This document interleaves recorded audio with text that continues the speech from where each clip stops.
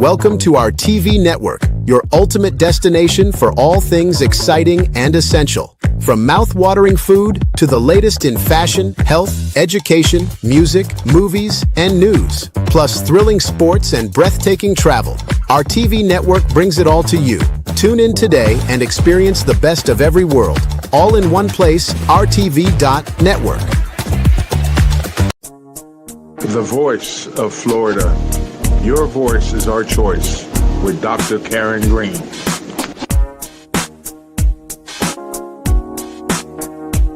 Wow, c'est choix nous.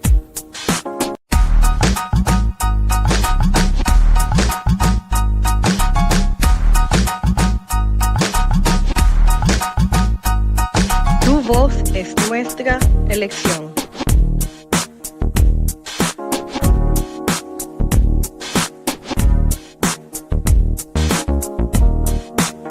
Ta voix, c'est notre choix.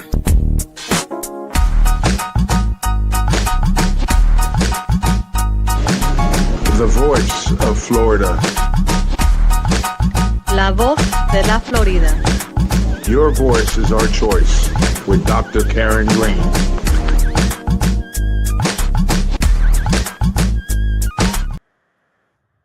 Greetings, good afternoon, and welcome to another week of The Voice of Florida here on One Love Connect and across the entire hemisphere. This is where we are today. Thank you for joining us for another week of The Voice of Florida. Today, unlike other weeks, is one of those times when, as you know, we've been focusing on the post effects of Hurricane Melissa in the tropics, particularly in my birthplace, Jamaica. And what we've been doing is looking at Jamaica from every aspect of our origin or culture or resilience and just the people who we are out of many one people. Now, we all know that Florida is, to many across the globe, Jamaica in another zone, another zip code. And part of the community here in the state of Florida is so diverse that we have a very large Caribbean community. Now, as you know, for the recent weeks, we've been covering our people. Today, before I can even take a moment, I am so honored to have with us this afternoon part of our culture, or indigenous culture of Rastafari in Jamaica. We have with us this afternoon, and I just want to take this moment to just tell our viewers across the globe, we thank you for taking the time today to join us. We know you could be anywhere else, but this afternoon we are continuing to build on our resilience, the value of our ancestors, and at a time right now when the world is recognizing a holiday season, we want to take this moment to just share with you, to the world, where we are and where we're going. My brother, the elder, one who you will all come to know this afternoon to be who he is, what he stands for, and the values he has been sustaining and maintaining in our culture or historical Jamaica landscape. First man is what we refer to, is who we refer to, a distinguished gentleman who many of you will come to know after this interview, is one of the founders of the Rastafari Indigenous Village in Jamaica, outside of Montego Bay. Folks in the world who've come to know Jamaica will go here because of the values of this body of people. You know, Rasta to many folks is what they think is music only, but Rastafari is a religion, one that comes with a revered respect, and not just only the cultures and practices, but it is truly a part of our Jamaican origin and inheritance out of Africa. We're going to hear so much more of our brother. He has been an advocate, a leader, leading in so many areas, part of our cannabis industry. I'm going to allow him to introduce himself fully, but we want to know that this man has been an advisor, one who is respected across the globe, one who I came to know recently, not only because of the introductions I've had, but because I had the blessing of speaking with him. And I was profoundly educated, reintroduced to a body of people that I once identified with in my own faith. And so this afternoon, my brother, without further ado, first man, whose name from the colonial days is one of one who my father's middle name was, I must tell you, Edward Ray. So let me just first say thank you for joining us first, man. It's going to be a great afternoon. Thank you for joining our audience. Welcome, my brother. Blessings, Elder. Tell us a little Yes. more about you. Yeah, I mean, pleasant, good day. It's very hot right here in Jamaica, melting. And I myself, yes, as you say, I'm Rastafari. I hail from this island, and as a result of that, that makes me a particular uh, type of existence, because this island has been imposed upon, as everyone know the history, and it makes your identity a very, very wayward. Like, you can't necessarily say who you are, because who you are would be definitely coming from your bloodline, your tradition, your heritage, what your parents stand for, and all of that has been stolen away from us. So we only know the only closest way we could identify ourselves is through the divine name of Emperor Haile King Selassie I, Rastafari, which has given us this identity, this connection, this way how to see Africa when so much darkness was placed over it. An opportunity to see your history and make your present self fit within the context of that history. So yes, that makes us into things like, as you would say, no one really want to be an advocate. No one really want to be a revolutionary. Everyone just wants to be a father, a person. But just based on the conditioning and living in a space, one of my teachers called this the West, Naba Irita, he calls the West the culture of anti-culture. When you live in a space where there's a culture of anti-culture, it really gives you, definitions that you have to weave, to find and define yourself. But yes, we stand on integrity and principles, and that's the best way how we can define ourselves. The first man, again, I'm overwhelmed to have you here, because not only are you going to be expounding or understanding of what Rasta is, but beyond that, the Rastafari village. And I want to talk about you before we even get into that area of introduction to a part of Jamaica that people only hear of sometimes. And because of tourism and the interest of Rasta, people get a chance to come to this organized community that folks don't even know exists to some extent.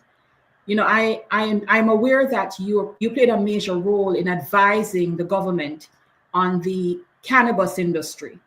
I also know that you've played a major role in just introducing or culture from an indigenous space. The world is now seeing indigenous religions and heritage as such. In Jamaica, we have the Maroons, which we are all familiar with in the response to the colonial fight. But somehow, tell us a little more about what Rasta give, what we need to know in the diaspora across the world today, because this is the audience you have, before we even get into the resilience of how you came out of Hurricane Melissa and still be there to stand and to teach more. Tell us, what is Rasta to you and the world who needs to know about it? Yeah, colonialism was one of the global darkness. Darkness has always been, in different parts of the world. But for the first time, 500 years ago, that darkness became global, where wherever you are on the planet, it affected you. And as a result of that, moving people in this kind of a way from their belonging, from their becoming, from their heritage, from the stories of their grandmothers, their grandfathers, and from the values that humanity would exist on, which is the family values, we would have now been embarked into this space of nuclear, a very nuclear world where, everyone is trying to become what they are not. And, when you grow up in Jamaica, you're going to be growing up in a Christian home. You're going to be having some kind of a religious background, because those backgrounds will be how the systems put to really control the minds of people, So, I hear you saying Rastafari, and religion, and most of our community will never agree with that, because they will only see Rastafari as a way of life. And what that would mean is we would have to ask ourselves the question, what is life? And the ultimatum of life, what makes life life, is nature. Like, we are nothing without the celestial planet that we're on. So it's really, how do we conform? How do we submit? How do we humble ourselves to nature? Would be how we find ourselves looking to the path of Rastafari. So there comes a time when, after reading the Bible and you see that, you know, all the images in there are like of Caucasian people, and it only can take you that far. And after, you know, coming to that threshold, the next step is, who really are you? Because it doesn't speak about you, but this is the morality that you're standing on for years growing up, you know. Then after you start to ask that question, then you have to take a look at your shade, the color that you are, you know. You have to then start to look into history, and then that is going to lead you into reality, and hence that is going to lead you into Rastafari. Because the Ethiopic consciousness was one of the only things that the diaspora had to hold on to. Ethiopia stands sovereign, even though gridlocked by so much slavery and everything, but Ethiopia shone this light, you know, that the diaspora could hold on to as one of the oldest nations on the earth that represented this morality that was imposed on us, which was Christianity. And after seeing that, and you start to study that, it's the more you will get, you know, into your African consciousness, and seeing that light on November 2nd, 1930, when Emperor Haile King Selassie was crowned. You know, I remember one of my ancients saying that he never even knew that a black man could be called a king. You know, that was how far our self-esteem, you know, our history was so traumatized that we didn't know the history of ourselves and know the great kingdoms that we're coming from as a people. So, you know, then Rastafari started to, you know, embrace all of these names. So you will see a lot of people in Rastafari will call themselves King so-and-so or Queen so-and-so. And even though those titles, they do come with a lot of discipline and training and so on, but we had to find a way how to empower ourselves as emperor and empresses, because we were placed even below slave. So my brother, Elder, let me just interject at that point, because it leads me now to ask the question, Elder, how did you come by the name First Man? Because we're talking about names, so tell me. You know, there is an aspect of the Rastafari community that only see nature as the ultimate guide, right? That really sees that the consciousness of nature is the ultimate authority. And as a result of that, the way how nature has been dealt with, we see nature as something in the anti-cultural world that we exploit and not something that we revere. So for me to find that path where we can humble ourselves to nature, we had to become like the first man. The first man is not necessarily a name, it's a path. You know, it's a path. It's a path of, so in Rastafari, the names that you choose is normally the names that to give you your becoming, what you're aspiring to be.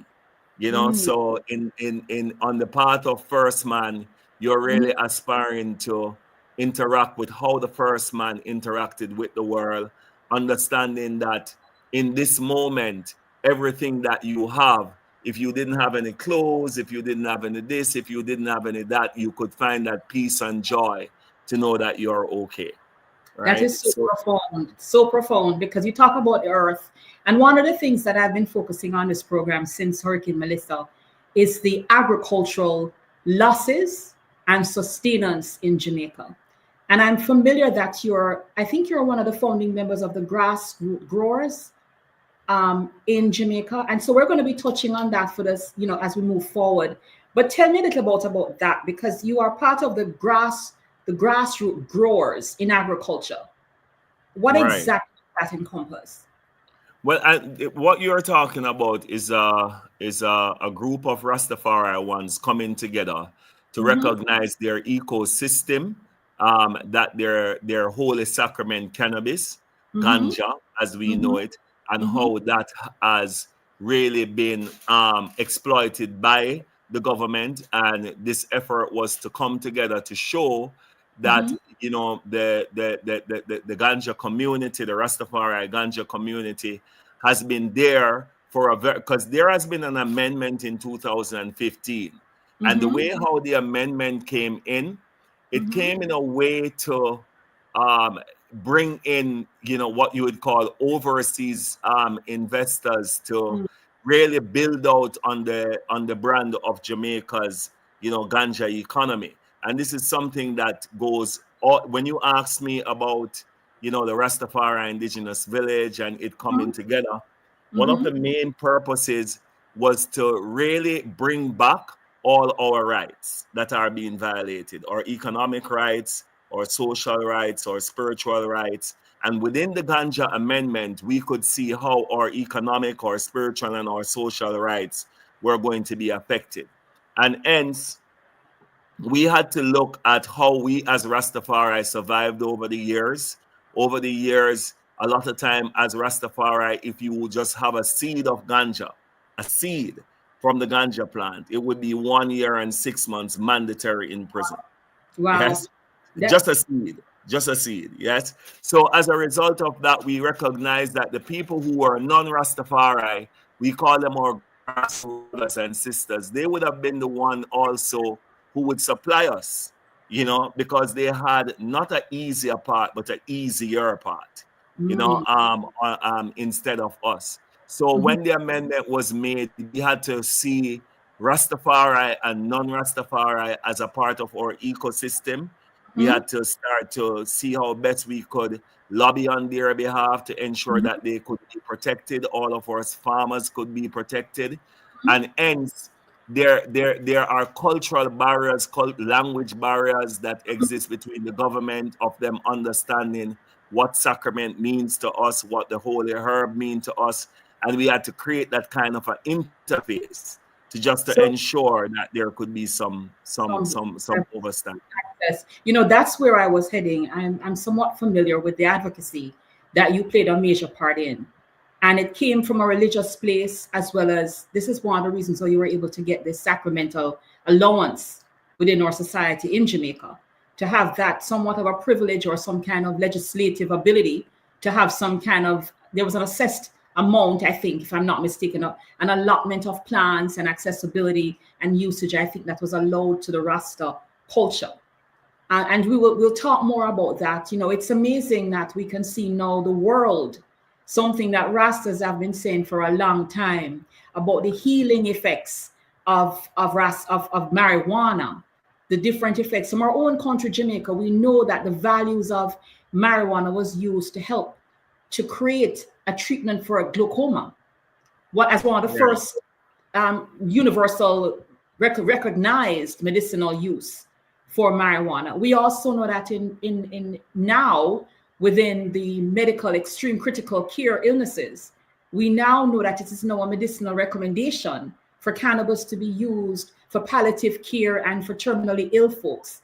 That has now become almost an allowance for people dealing with, you know, critical illnesses, nervous systems, etc., and pain management, you name it. And only recently, in many states, particularly in the state of Florida, which I am here, as you said, in 2017, I think it was when you had that allowance, not too long ago, within the last 2 decades.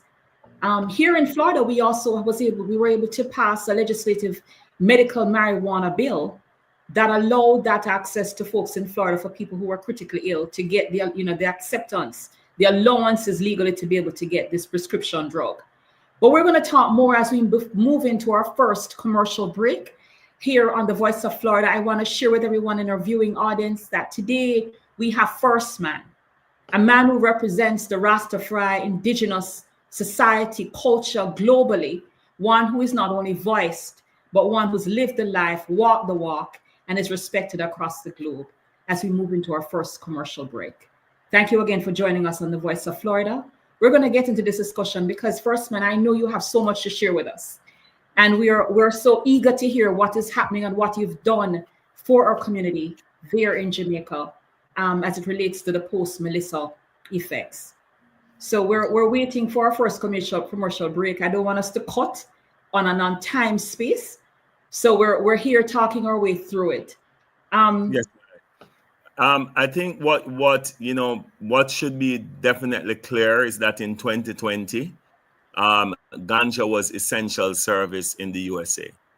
Let us pause for this first break. We got to take the commercial, not the marijuana money, but we need to move into it so folks can hear us. Let's move into our first commercial. Thank you all for viewing. Imagine, if you will, a single point of connection that puts at your fingertips all of the things that we do in our daily lives with ease of access and convenience. Whether in your personal life, for work, travel, and entertainment with family, friends, and in your work life. The new OneConnect app is all you need to make your life more manageable and efficient in maximizing the best use of your time. The OneConnect app is your new connection in a world of busy people with lots to do and not enough time to get things done.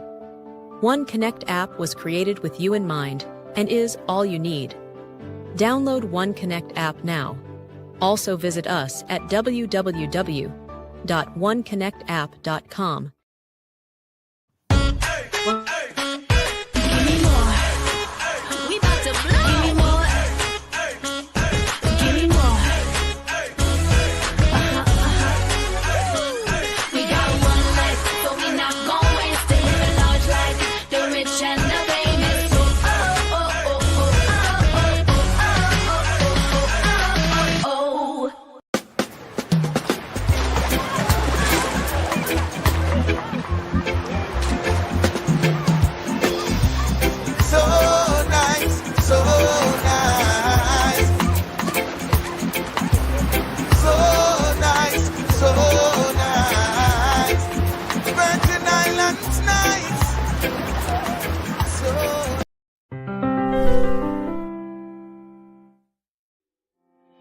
Hello everybody, welcome back for another Healthy Minute.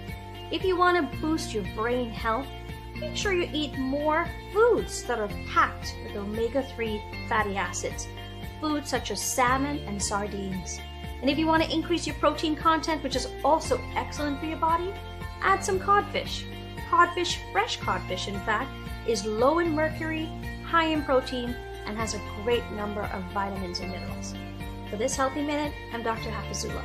See you again soon. Thank you for watching. Please remember to click subscribe for the latest videos and updates. See you soon. Reimagine a world where the Caribbean is seamlessly connected, where our people, our cultures, and our economies move freely across the islands. This is Connect Caribbean, more than a ferry service. It's the heartbeat of a new era, an era where economic opportunities expand, where trade flows freely across our seas, and cultural exchange flourishes.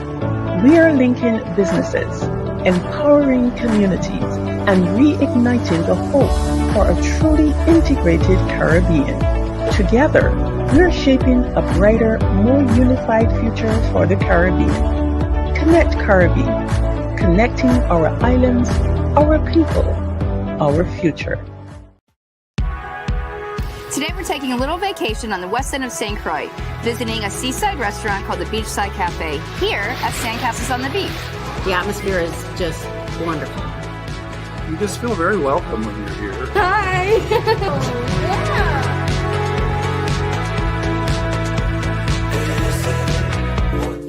I'd like to introduce Chris and Ted, who are the owners of Beachside Cafe and also Sandcastles on the Beach.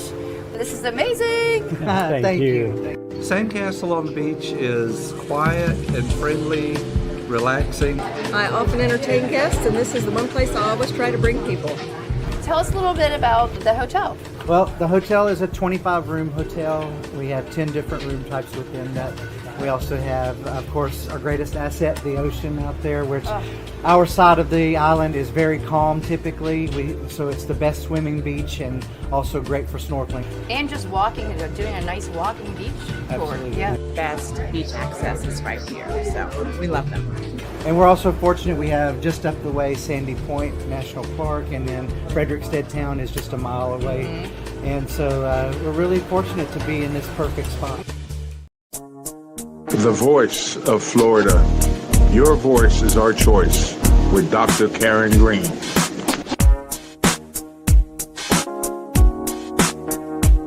Wow, c'est choix nous.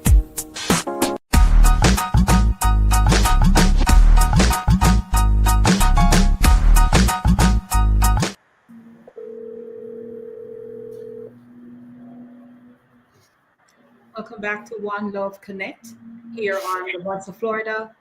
Here we're moving into our second segment, and we're just so excited this afternoon to have with us none other than First Man, a Rastafari advocate, leader, elder there in Jamaica, in an era where folks have come to know across the globe as the Rasta Village. Before we move into that, I also want to take an opportunity to express our guest or second guest who was supposed to join us this afternoon, our beloved, hardest working Consul General Oliver Meir here in the state of Florida. He'll be joining us next week for an exclusive interview leading into the fundraising event we're having for the state of Florida towards the Melissa recovery proceeds and efforts. So we're here this afternoon again, thanking our brother Elder First Man. First Man, I wanted to share with the audience that my knowledge of what your contribution of Rasta Village was post Hurricane Melissa. I know that I was told that you were almost an oasis there at Rasta Village, where people from the community were able to come to Rasta Village, and there was water, there was food, there was sustenance, there was agricultural support in an era that was devastation all around. I am told that part of the only thing that you might have experienced at the time, because you were wise enough to have solar energy and garnered all the support of a community, a communal community, to help people around you. And I want you to spend 2 minutes on that for me before we move into the real feel of your agricultural collaboration. But tell me, what was Rasta Village to the surrounding community during post-Melissa? I think it's just more the concept of relational wealth, where and the harmonizing with nature. Because, from the village started, we did start with solar power, then kind of lost it, went to the regular thing, and then we got back to solar power again, and, our system is biodigested, in terms of how we deal with our waste and so on. So it has always been just the concept to protect the planet and to live in harmony with the planet. And, in my former life, I used to be like, in building. So we kind of understood a little bit in terms of when you're making roof, you just don't make your overhangs too much, and did our preparation for securing the roofs in building and even while the hurricane was coming. So as a result of that, once the hurricane hit, we had our own way of communication. We had our own ways of keeping things, still at a particular level, because we were a little bit off the grid, as it relates to the system, both in communication, in energy, and the water. We definitely had to work hard on that one. We got some support from a group, Spirit, I don't remember their names right now, and another group, House of Dread in England, and they assisted us to get, like sand filters and so on, to ensure that we could have some clean water coming into the village. So it was just more building your resilience, to be more in harmony and with the cycles of nature, because we do have a hurricane season, you know what I mean? So as a result of that, to be caught with your pants down when this is how your year move is kind of not really sensible, Right. Well, I heard from just the testimonials of folks who are familiar with you outside of London, Ethiopia, and otherwise, that this was really a hub, an oasis in all honesty, that during everything, all you lost was like the surrounding fences. Like the devastation was where there was loss. However, and you tell us a little bit about that, because I'm told that and structure. there was some significant loss in terms of like, there were 3 or 4 homes, that were blown down for sure. I myself lost my entire space. Everything that I would have gathered over time was drowned in water. I was not necessarily on the island when it happened. I came about 5 days after, and just walked into what considered to be just total mess, But the villagers, the concept of a village, not just living by yourself, that was good. The concept of a village, because everyone was there, the Rary, Dawes, Queen Eye, everyone was there, protecting elders, protecting each other. So we never felt alone in that regards. And then, as I say, we were able to have communication by the very next day, because I'm not trying to promote how we get those promotion, those communication going, and we had power. We still were able to, when we were assisting people, we were able to get things that could be refrigerated to pass on to people, because we had that kind of so people were not just struck out completely. There was a moment of transition, after that we had our own problems in terms of losing our solar power along the way, because damage to wires that took place in the space. So even right now it's down. However, we have a generator going and looking forward to get that back up to as well, But it was really to preempt these things and to go before the curve. It is going to be very, very important in this. So first, man, what I'm hearing from you is that there is a lesson to be learned, that we can actually, you are in a position to teach the preceding preparations. The fact that it takes a village to collaborate, that kind of communal life experience, where we know today that there have been devastation. There are areas in Jamaica and folks across the globe. It's almost 2 months. On the 28th, it will be 2 months since Hurricane Melissa hit. And a lot of us across the world believe, because we're trying to get to some level of normality in Jamaica, that the devastation is no longer there. Let us be clear that there are areas in Westmoreland, Hanover, St. Elizabeth, and even in St. James, where our brother is, that there is still devastation. There is still everything that you can imagine is unimaginable, because it is how bad it is. But what First Man is saying to us, I'm sorry to interject, my brother, is that there is sustainability based on preparation, camaraderie, and a level of just being a naturalist. Tell us a little more about the fact that here we are, and I want you to expand on the agricultural piece beyond this. Tell us, share with us now what goes into this, and if you're prepared to tell the world how you do this. Right. So, as I say, it's just about seeing nature as the ultimate and not working against it. Yes. So recognizing that there is a hurricane season is no different from recognizing that there is a winter season. There's an autumn season. Nature is what is ruling. So as a result of that, you don't just build without recognizing nature. You would have to recognize nature. And, in that recognition, we had some things, because we love this idea that, we could be close to nature and almost build our village in a river. And that river came all the way up and almost washed us, so it's not like I'm standing here as any perfect example, because the water came so far up into the building that it was at our face base and height, like 3'6".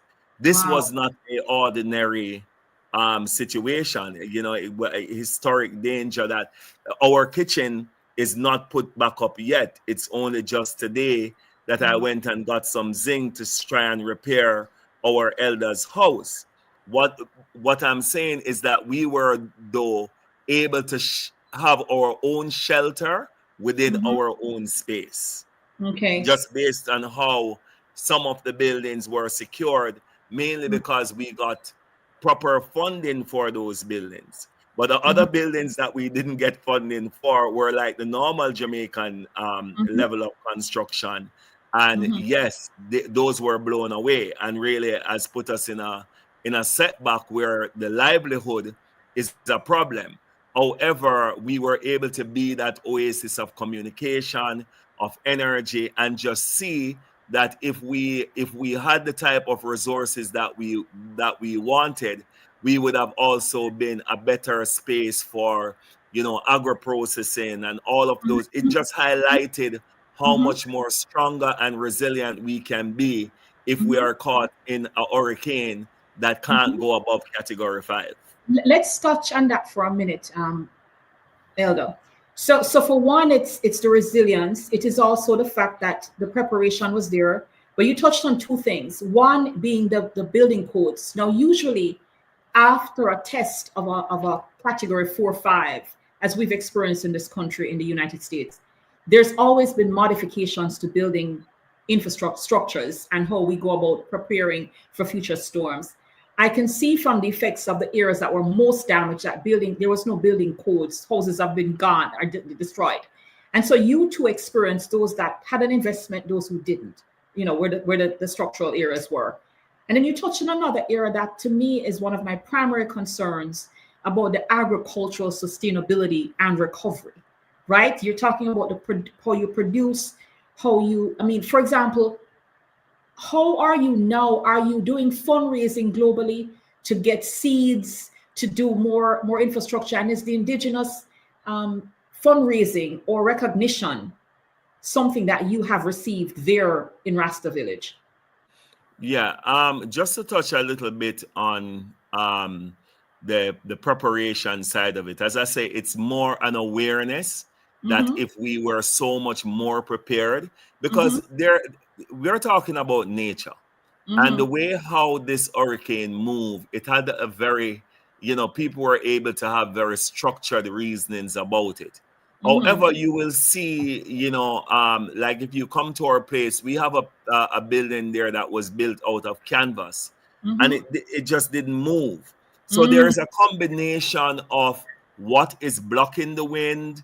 Is it under a mountain? There are many factors that would cause nature to operate the way how it operates, right? But in relation to building codes, you definitely could see that the building that we lost, all of them didn't have on hurricane straps, all of them, their heaves were a bit too wide. We could see the construction issues that took place in our village and where it didn't happen and where it happened. So it was very clear that building codes, we had building codes issues as well. Okay. When I went to our other members of our family, we could see where it is more systemic. Because like, for example, in Westmoreland, where land tenure is a problem, where the people do not own their property, they are coming from 1900s with a system called tenant farming, where what they would do, they would move their house to wherever they have a contract. And, this mobile home situation in Westmoreland is profound. So if your home is mobile, it simply means that the foundation is mobile and easy picking for a Category 5 hurricane. So this is systemic. It's systemic to the government in trying to allow people to be able to own their own land, and so that they can put structures in place that will, speak to the seasons and the cycles that exist in this particular country. So I saw in recent weeks that the government is now doing a title process, a title program where folks are now being able to do as you just described. We talk about Westmoreland and Hanover areas that generations of hosts of people living in tenancy or just living on the land. Now there's a process of now moving into that, but we'll talk more about that on another program, because I've seen where people are now getting into to request titles. Titles are being distributed or allocated for folks who have lived in these houses, on these lands for decades. So now they can actually do some recovery. I wanted to touch on the Rasta Village is a renowned, known global tourist attraction to some extent, right? Visitors attraction. Let me just say that I said tourist because people who come from across the world want to see it, right? Not just Right. Rasta, but how Rasta live, Rasta culture. And in all honesty, the drum is always a part of our origin. But here's where we are. The Jamaican tourist sector is preparing to open Jamaica. And I have been stressing from an agricultural place, agritourism. I'm also looking at redevelopment tourism and also looking to see how it is that your culture, not just yours, my culture, a Jamaican, where Rasta is now there. I want to ask, how is it you mentioned the processing of agritourism and the fact that there in Rasta Village, there is an economy.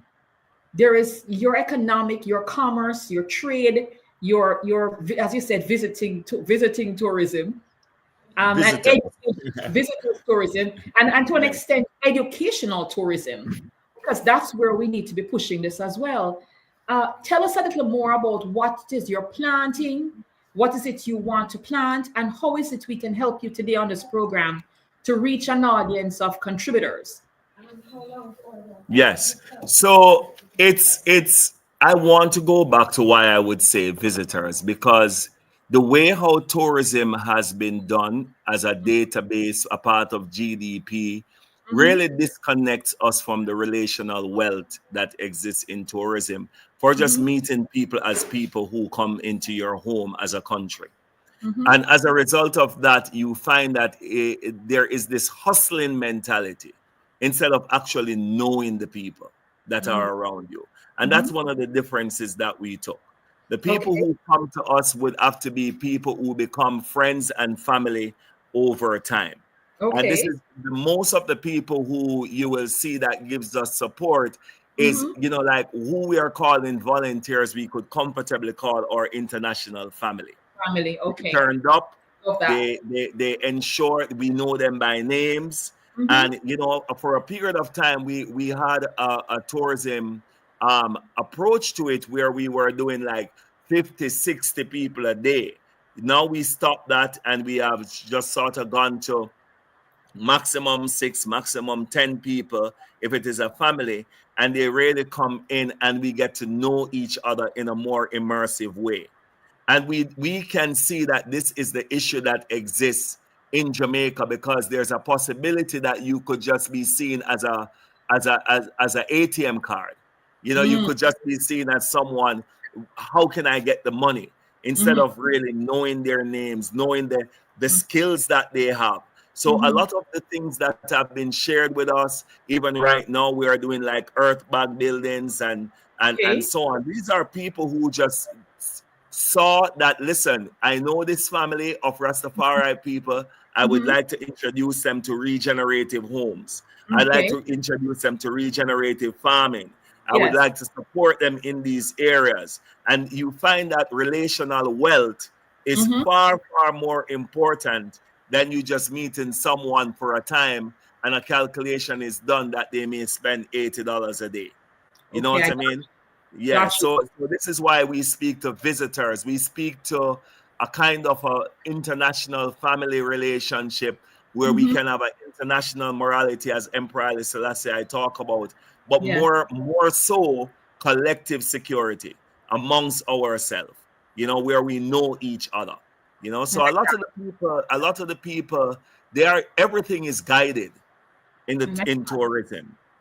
You need somebody to take you somewhere, here, there, and all that does is just support the all-inclusive system, but it doesn't make you into a real country where people can just walk around free and build relationships. So on that, we have come a long way with Jamaica tourism of all-inclusivity with these properties. So we're at a place now where I too will be promoting the travel industry, meaning that folks who want to get to see Rasta Village and the camaraderie and the family experience, long-term relationships that you speak of, the recurring farming that you speak of, is an area where I know many farmers across Jamaica right now would love to be able to see how this works. because we have people today who are scared after having gone through what they just did, losing everything in the farming industry. You know, we now know that there has to be an educational approach, and you bring to this entire recovery process the preceding, the ongoing, and the resilience of farming, right? So I just think this is also something that I look forward to expounding on this topic with you going forward, my brother. You know, we have a few more minutes to go, approximately, you know, another maybe 10 minutes to go into our introduction to you today, to the world on this network. And just to be clear, Callaloo Network, who happens to be one of our stream sponsors, you will be able to see us on Tempo across the region, all the way down into Central and South America, and also the Bloomberg affiliate networks.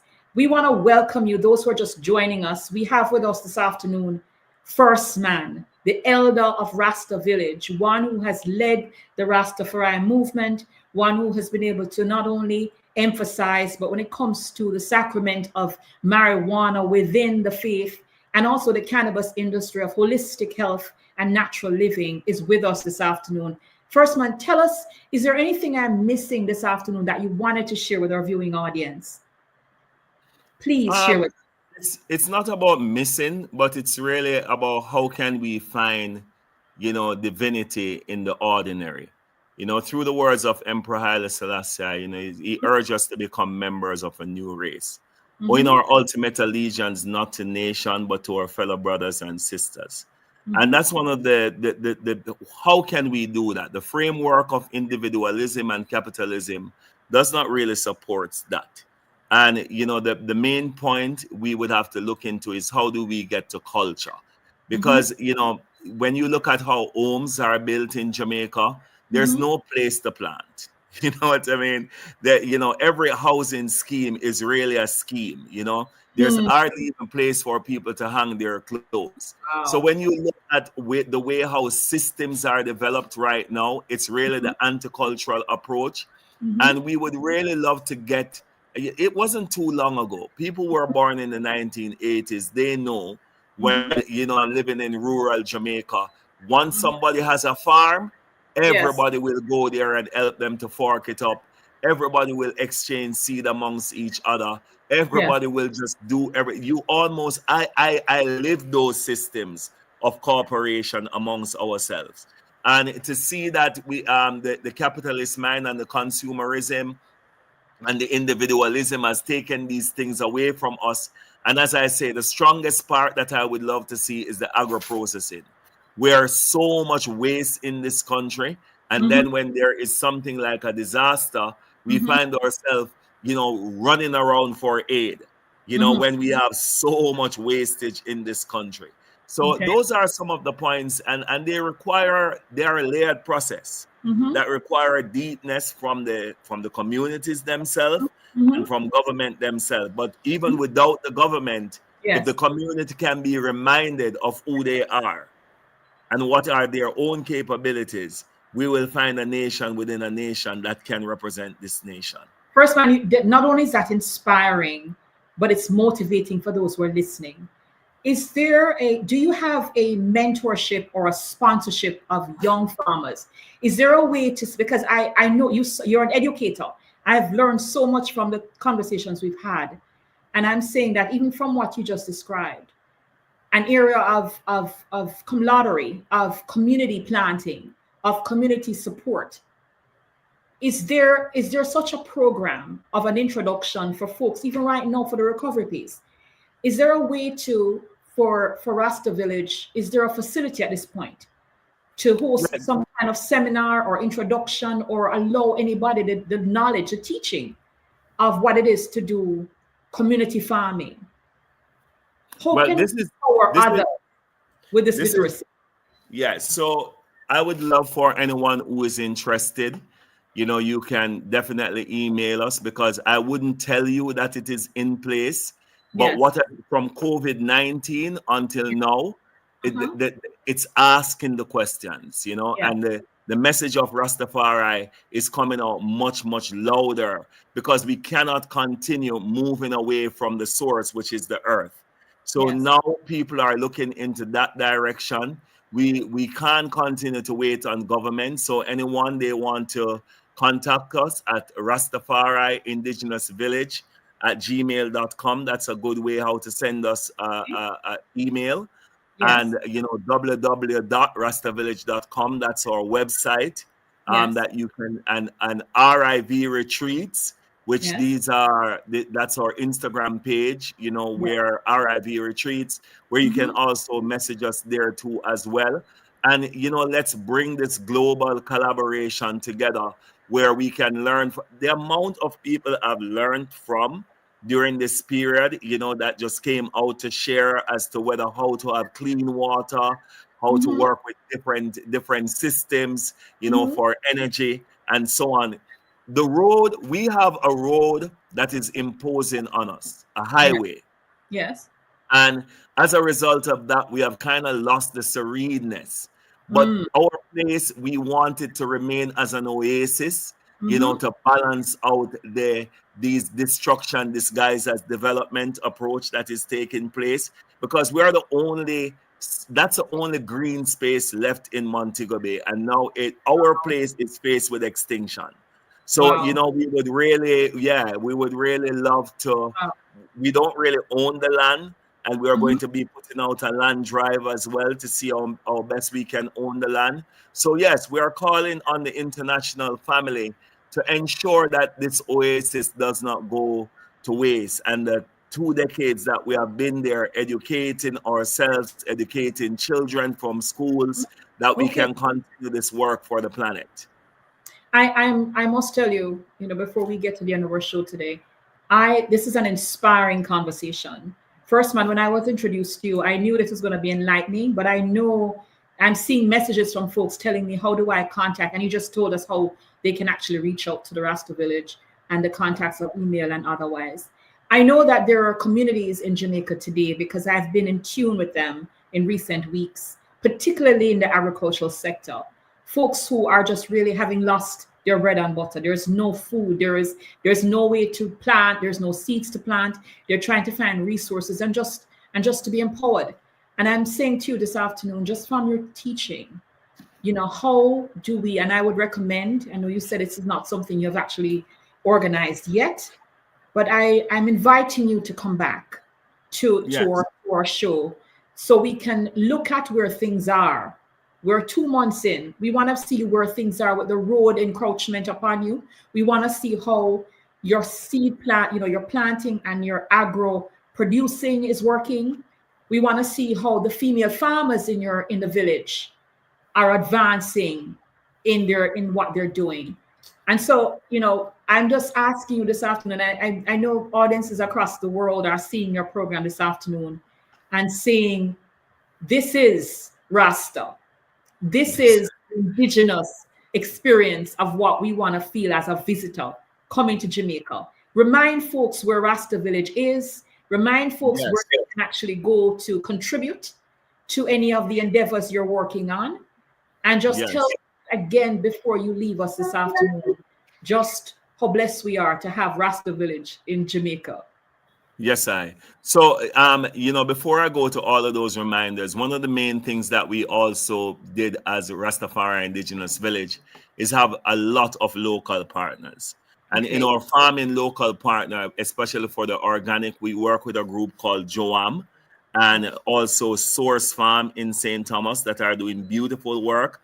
And across the parishes, they have what is called the Genesis program, which is really bringing back original food, original farming concepts, and allowing farmers to know that you can still get a lot of yield without fertilizers. And as it relates to the environmental side of it, there's one place in my mind, well, at least 3. The Bluefields, over there in Westmoreland, are some of the greatest community workers that I've known, and they have been almost wiped out, and they are our partners. That's where my mother. Okay, there we go, and they are our partners as well. Yes. And the Coptic country, over there too as well. We have our family over there. So once you contact us at Rastafari Indigenous Village at gmail.com.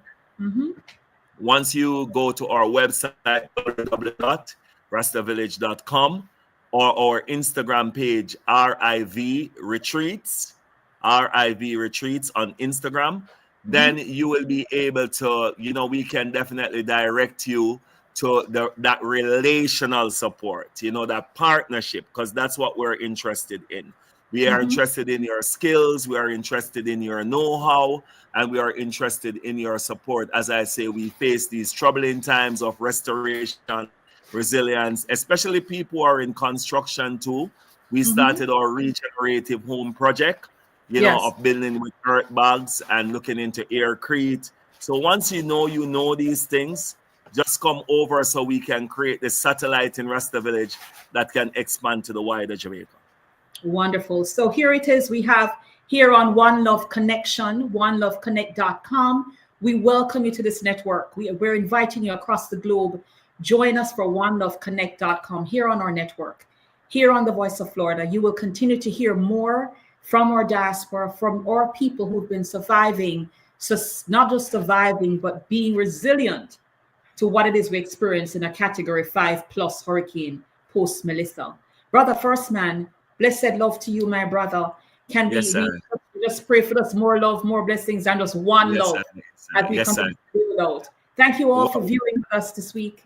First Man, one love. Thank you. Yes, sir. Whatever you do for us, you do for ourselves. My friend Russ Bobby always say, we are not beggars, right? If you support anything in Rastafari, you're supporting yourself, because it's a global consciousness. As they would say, Jaja, one love, Rastafari. Yes, thank you all for tuning into another week of here on The Voice of Florida. We will continue to support the endeavors in Jamaica post Hurricane Melissa. Blessings to you all. Thank you for joining us. God bless. Yes, sir. Welcome to our TV network, your ultimate destination for all things exciting and essential. From mouth-watering food to the latest in fashion, health, education, music, movies, and news, plus thrilling sports and breathtaking travel, our TV network brings it all to you. Tune in today and experience the best of every world, all in one place, RTV.network.